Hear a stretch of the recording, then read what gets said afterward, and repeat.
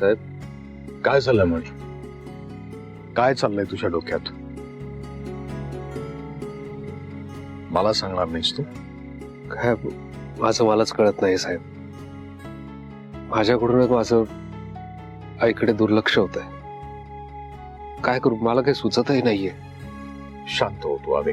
मला ना हल्ली सतत असं वाटतं की आईला मला काहीतरी सांगायचंय, तिला काहीतरी महत्वाचं सांगायचंय, पण मला समजतच नाहीये. ती प्रयत्न करते पण तिला नाही सांगता येत आणि त्याचा तिला त्रास होतो. तिला त्रासात बघून मलाही खूप वाईट वाटतं त्याचं. मगाशी बघितलं ना, तिला काहीतरी सांगायचं होतं पण मला कळत नव्हतं काय. नीलमच्या अपघातामागे माझा हात आहे हे तर तिला कळलं नसेल. तसं असेल आणि तिने ते मणीला सांगितलं तर सगळंच संपेल. म्हणजे बघा ना, आई मुलाच्या नात्यामध्ये इतकी वाईट वेळ येईल असं मला कधीच वाटलं नव्हतं. आम्ही दोघे एकमेकांसमोर आहे, सोबत आहे, तरी आमच्यात संवाद नाही घडू शकत आहे. त्यात स्वानंदी आणि माझ्या नात्यामध्ये आलेला तणाव हेही तिला दिसत असेल, त्याचा तिला त्रास होत असेल. माझ्यावर आलेलं संकट तिने एकतर स्वतःवर ओढवून घेतलं आणि मुलगा म्हणून मी काहीच करू शकत नाहीये. कधी कधी ना या विचाराने झोपही येत नाही. मणी, काय ना, प्रत्येकाच्या नशिबातले भोग प्रत्येकाला भोगावेच लागतात. त्यातून कोणाचीही सुटका नाहीये. आणि सगळे दिवस सारखे नसतात, दिवस बदलतात. आपलंही तसंच होणार आहे.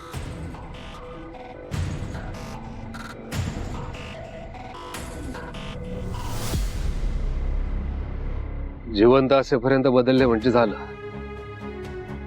पण सध्या तरी तसं काही वाटत नाही. जे घडावं अपेक्षित आहे तसं काहीच घडत नाही. सगळं उलटच होत चाललंय.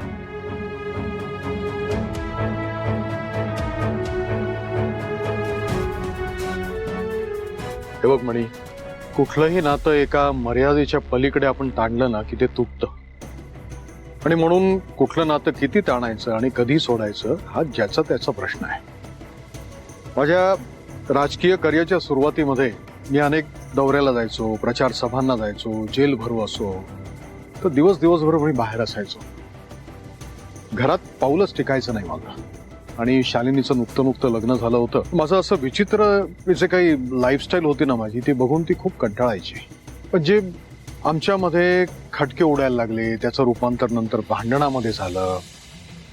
कित्येक दिवस आम्ही एकाच घरात राहायचो पण आम्ही एकमेकांशी बोलायचो नाही. आम्ही एक दिवस कंटाळली आणि म्हणाली मला हे घर सोडून जायचं. मी म्हटलं ठीक आहे जा तू, पण एक गोष्ट लक्षात ठेव, समजा तू हे घर सोडलंस तर ह्याच्या पुढे ह्या घराचे दरवाजे तुझ्यासाठी कायमचे बंद होतील. शालिनीचं बाहेर पडणारं पाऊल थांबलं. मी तिला समजावलं की हीच माझ्या कामाची रीत आहे, हीच माझ्या कामाची गरज आहे. काय मी ते नातं ताणलं नाही, पण ते सोडून दिलं मी. पण सध्या तू जर माझ्या कारकिर्दीच्या आड येणार असशील ना तर आपण वेळीच वेगळं झालेलं चांगलं. काय तो निर्णय घेणं कठीण होतं, पण मी तो घेतला कारण आमच्या दोघांच्या दृष्टीने तो योग्य होता. आणि म्हणूनच सांगतोय म्हणे तुला, आज आम्ही दोघंही सुखी आहोत, आनंदी आहोत.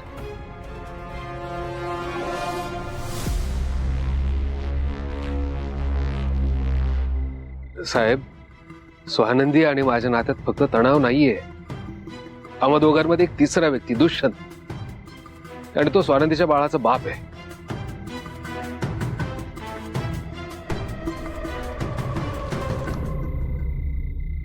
हे बघ म्हणी, मला हे मान्य आहे की आमची केस वेगळी होती, तुमची केस वेगळी आहे. स्वानंदीला एकाची निवड करायची आणि तिनं बाळाची निवड करणं हे तुमच्या तिघांच्या आणि बाळाच्या भविष्याच्या दृष्टीनं योग्य ठरेल. काय तुमची रोजची भांडणं, रुसवे फुगवे, तुझं हे निराश होणं, स्वानंदीचं हे रोजचं रडणं, ह्याचा बाळावर किती परिणाम होत असेल ह्याचा काही विचार केलाय का तुम्ही? उद्या ते बाळ जन्माला आल्यानंतर त्याने रोज हेच बघायचंय का? एक बाप म्हणून मी तुला सल्ला देतो, मला तुझी अवस्था बघवत नाहीये. तू स्वानंदीमध्ये गुंतू नकोस. हे नातं तुटेल इतकं ताणू नकोस तू.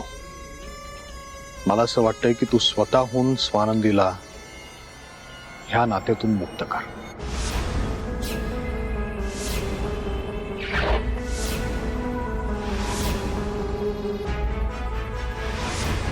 मणी, हे प्रकरण इतकं चिघळलंय ना की ते सुटणं अशक्य आहे. मग धागा असो किंवा नातं, ते समजा सुटत नसेल तर तोडावं लागतं. आणि मला असं वाटतंय की तू आणि स्वानंदीनं वेगळं होणं हेच सगळ्यांसाठी चांगलं आहे. मला माहिती आहे मणी की ऐकल्यानंतर तुला इतका त्रास होतोय, तर ते प्रत्यक्षात आणताना तुला किती वेदना होत असतील. तुला सांगतो, बरी न होणारी एखादी जखम असेल ना, तर त्याचा रोजचा त्रास सहन करण्यापेक्षा त्याच्या मुळाशी जाऊन तो अवयवच काढून टाकावा. तसं तुला रोज हे त्रास देणारं नातं आहे ना, ते एकदा संपवून टाक ना तू. मी आजवर तुला माझा मुलगा म्हणून मी सुख देऊ शकलो नाही, पण आज जेव्हा मी तुला माझं नाव देणार आहे, तुझा अधिकार देणार आहे, तेव्हा मला तुझ्या चेहऱ्यावर आनंद बघायचा आहे. आणि तू समजा ह्या नात्यामध्ये अडकून राहिलास तर तुझ्या चेहऱ्यावर मला तो आनंद दिसणार नाही. आणि एक बाप म्हणून मला ते मान्य नाहीये. आणि म्हणूनच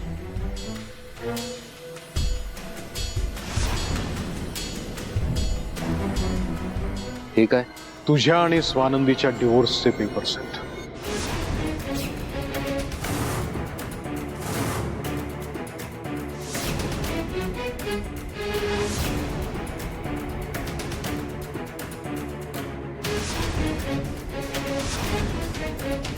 मणी, ह्याच्यावर सही कर.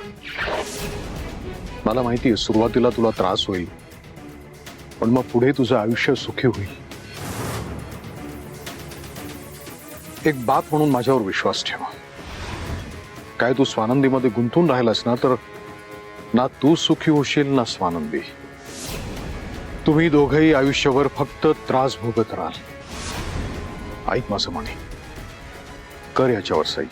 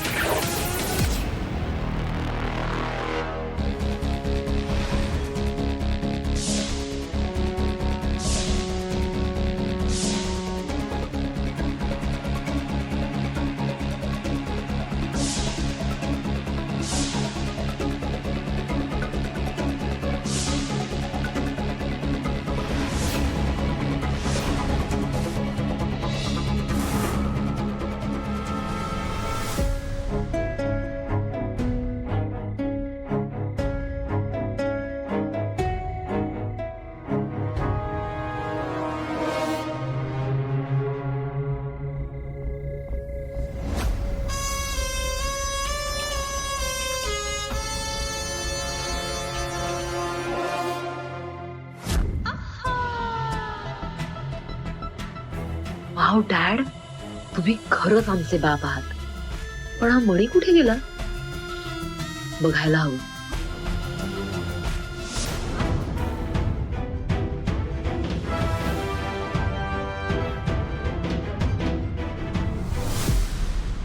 मणी सर, काय झालंय? का रडताय तुम्ही? मणी सर, काय झालंय तुम्हाला? मणी सर, हे बघा, तुम्हाला माझ्याशी बोलायचं नसेल ना तर नका बोलू, पण प्लीज असा त्रास करून घेऊ नका. मणी, सावध राहा. तू जर असा स्वानंदी समोर उभा राहिला तर भावनेच्या भरात सगळं बोलून जाशील. तू जी स्वानंदी समोर वाईट इमेज तयार केली ती एका क्षणात गळून पडेल. इथून जा, इथून निघ. मणी सर, अहो काय? मणी सर,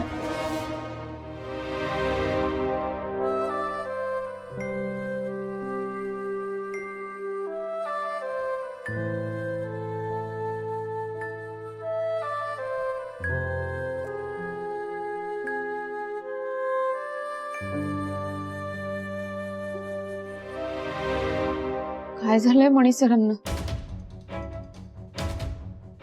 इतकं रडताना कधीच नाही पाहिलं मी त्यांना. विचारू का त्यांना? नाही, नको. मी आत गेले तर चिडतील माझ्यावर. खूप त्रास होत असेल त्यांना. आत्ता खरी धमाल येणार आहे. तुम्हा दोघांची साईन डिव्हॉर्स पेपरवर नाही घेतली ना तर संचिता सरपोतदार नाव नाही सांगणार मी. आता बघाच तुम्ही मज्जा.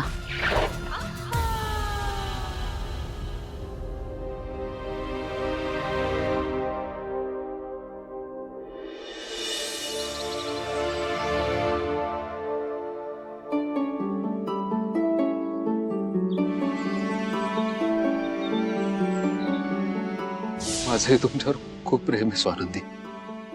I love you.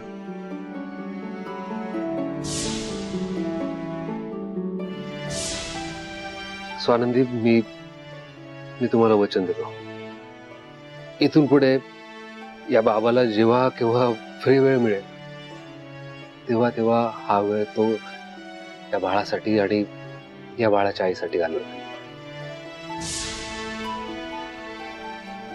पण हे बाळ फक्त स्वानंदीचं नाहीये, आमचं आहे. मी बाप आहे या बाळाचा. हे काय? तुझ्या आणि स्वानंदीच्या डिवोर्सचे पेपर्स आहेत.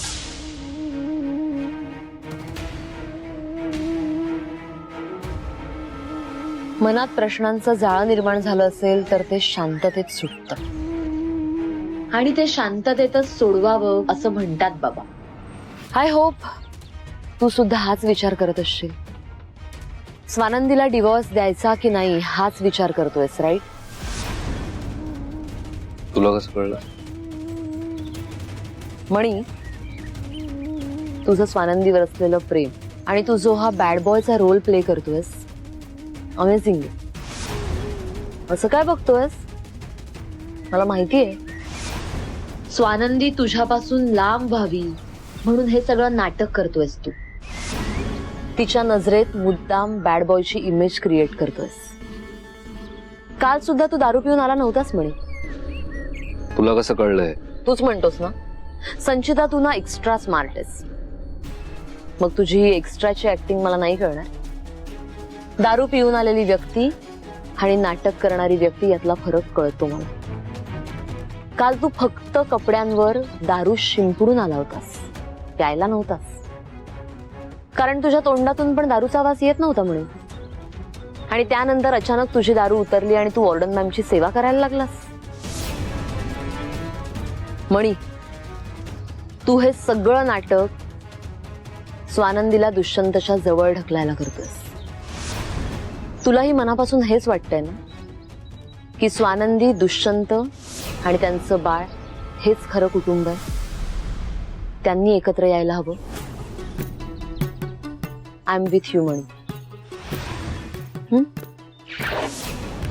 जर हेच तुला अचीव करायचं होतं तर काल डॅडनी डिवोर्स पेपर दिल्यानंतर ते तिथेच टाकून निघून का गेलास तू म्हणी? हे सगळं तुला कसं माहिती? मला डॅडनी सांगितलंय म्हणी. डॅड खूप टेन्शन मध्ये आहेत. त्यांना काळजी वाटते त्यांच्या मुलाची, तुझी. त्यांना असं वाटतंय स्वानंदी आणि दुष्यंतमुळे तुमचं आयुष्य बर्बाद होणार आहे. कॅन यू बिलीव्ह म्हणी? काल डॅड माझ्या समोर लहान मुलासारखं रडले. काय? होय, मलाही नाही बघवलं रे ते. आणि म्हणूनच मी त्यांना प्रॉमिस केलंय की त्यांच्या मुलाचं आयुष्य मी बर्बाद होण्यापासून वाचवेन. रिक्वेस्ट करते म्हणे, डिवोर्स पेपरवर साईन कर. हे मी फक्त डॅडसाठी नाही सांगत आहे, हे तुझ्यासाठी, स्वानंदीसाठी आणि तिच्या बाळाच्या फ्युचरसाठी सांगते. म्हणे साईन कर डिवोर्स पेपरवर. स्वानंदीवर प्रेम आहे ना तुझं, मग हा त्याग कर. कारण प्रेमाचं दुसरं नाव त्याग आहे म्हणी.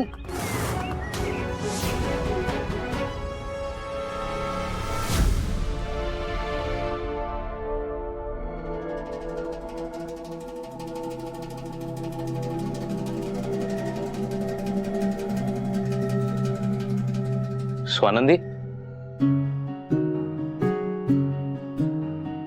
स्वानंदी, मी ज्यूस आणलाय तुझ्यासाठी. मी कशाला त्रास करून घेताय माझ्यासाठी? स्वानंदी, हा त्रास नाहीये. बाळासाठी काहीतरी केल्याचा आनंद आहे. स्वानंदी, बाप आहे मी, तू आई आहेस ना. तुला बापाचा आनंद कळणार नाही.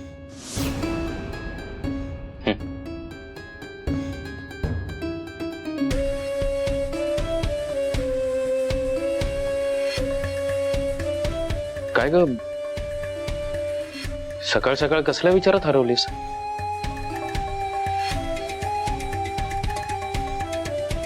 काही नाही. नाही, काही नाही असं प्लीज बोलू नकोस, कारण काहीतरी कारण असणारच आहे.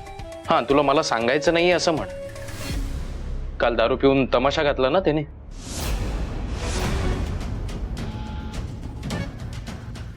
पण त्यानंतर ते खूप रडत होते. त्यांना खूप त्रास होतोय. कुठे गेले काय माहिती. सकाळपासून घरात नाहीये. स्वानंदी, मणीला असं वागताना बघून तुला जो त्रास होतोय ना तो दिसतोय मला, आणि त्याचा मलाही खूप त्रास होतो. तू म्हणतेस तो आदर्श आहे, पण हाच आदर्श घरी दारू पिऊन येऊन तमाशे कसे करतो? तेव्हा त्याला दिसत नाही ही आपली बायको आहे, तिच्या पोटात बाळ आहे. का ते बाळ त्याचं नाहीये म्हणून ही डिटॅचमेंट आहे? तू म्हणतेस ना त्याचं प्रेम आहे तुझ्यावर, पण तुझ्या पद्धतीनं वागतोय तुझ्याशी ते बघून कोणीही सांगेल की तो अजिबात प्रेमात नाहीये तुझ्या. कारण प्रेमामध्ये माणूस काळजी घेतं, आपुलकीनं विचारतं, प्रेमाने बोलतं, काय हवंय काय नको याची विचारपूस करतं. पण मणी आता पूर्णपणे बदललाय.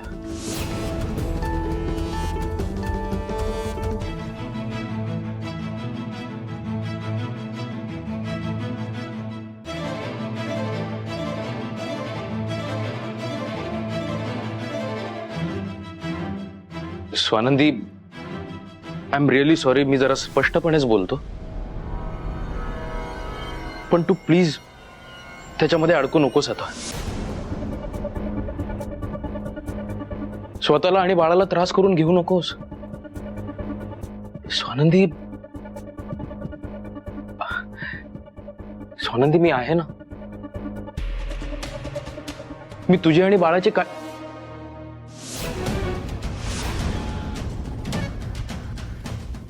तुम्हाला त्रास होईल असं मी अजिबात वागणार नाही, आणि जो कोणी त्रास देईल ना त्याला सोडणारही नाही, मग तो मणी असला तरी. स्वानंदी, अगं मी काहीतरी चुकीचं बोलतोय असं का बघतेस तू माझ्याकडे? तुला लक्षात येत नाहीये तू इमोशनली अडकलीस त्याच्यामध्ये, म्हणून तो कसंही वागला ना तरी तू टॉलरेट करतेस. बघतेस ना कसा वागवतोय तुला. स्वानंदी, आपल्या बाळासाठी त्याला तुझ्या मनातून काढून टाक. तुला सांगतो, आपल्या बाळासमोर सगळ्यात मोठा अडथळा कोण असेल ना तर तो मणी आहे. हे विसरू नकोस.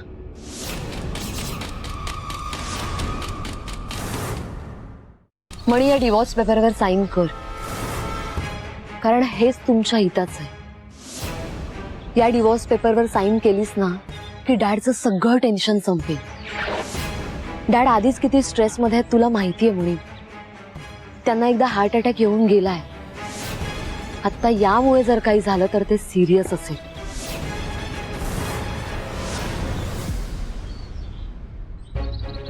बरोबर बोलती तू.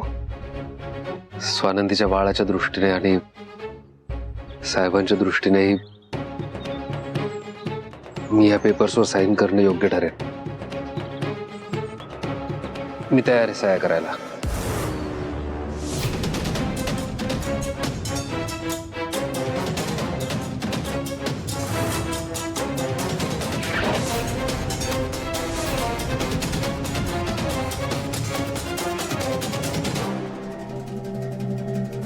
स्वानंदी, माझं ऐक. मणीला तुझ्या मनातून काढून टाक. सरपोतदार साहेब म्हणाले ना तसा डिवोर्स देऊन टाक त्याला. आपल्या बाळासाठी हेच चांगलं आहे. अगं ऐक माझं. बस.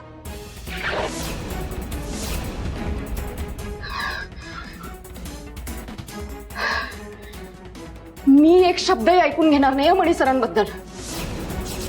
ते कसे आहेत हे मला कोणी सांगायची गरज नाहीये. आणि अजून एक महत्वाची गोष्ट, मी आणि मणी सर आम्ही कधीही एकमेकांपासून लांब होणार नाही.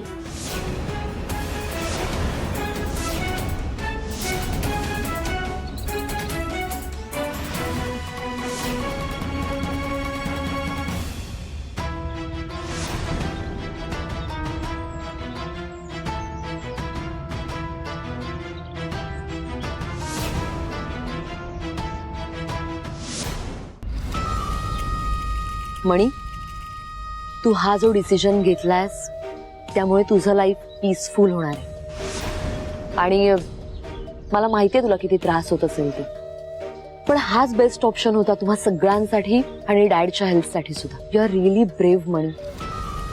आणि आता शांत राहा, आम्ही सगळे आहोत तुझ्या बरोबर. ओ शिट, पण ती सुद्धा समोर असणार रे. आणि प्रॉब्लेम होणार. ती म्हणजे? ती म्हणजे स्वानंदी. तू डिवोर्स पेपर साईन केलेस.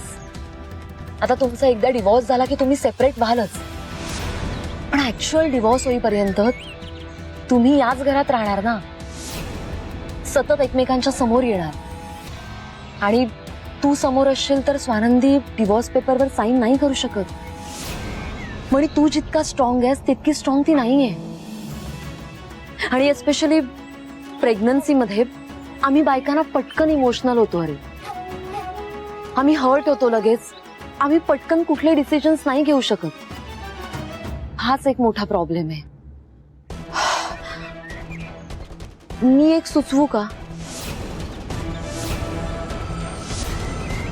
म्हणे तू हे घर सोडून निघून जा काही दिवसांसाठी. काय काय बोलते संचिता तू हे? मणी ऐक, शांतपणे ऐक. तू डिवोर्स पेपरवर साईन का केलीस? स्वानंदीच्या आणि तिच्या बाळाच्या ब्राईट फ्युचरसाठी, करेक्ट? डॅडच्या हेल्थसाठी, करेक्ट? मग आत्ता जर तू इथेच राहिलास तर स्वानंदी पेपर्सवर साईन नाही करू शकत. डिवोर्स घेण्यात अडथळे निर्माण होतील आणि ते कसं चालेल? पुन्हा आपण तिथेच येऊन थांबू. अरे म्हणून मी म्हणते काही दिवस थोडा त्रास होईल, पण तुमच्या हितासाठीच सांगते, काही दिवस दुसरीकडे राहायला जा. नाही नाही संचिता, माझी आई बेड रिडन असताना मी कुठे जाणार नाहीये. म्हणी, तुला काय वाटतंय आम्ही वॉर्डन मॅमची काळजी नाही घेऊ शकत? तू अविश्वास दाखवतोयस का? म्हणी अरे मी आहे काळजी घ्यायला आणि स्वानंदी स्वतः काळजी घेणार. मॅमचं हे हक्काचं घर आहे म्हणी. आम्ही सगळी त्यांची हक्काची माणसं आहोत. शिवाय डॅड स्वतः त्यांची काळजी घेणार. आणखी काय हवंय रे?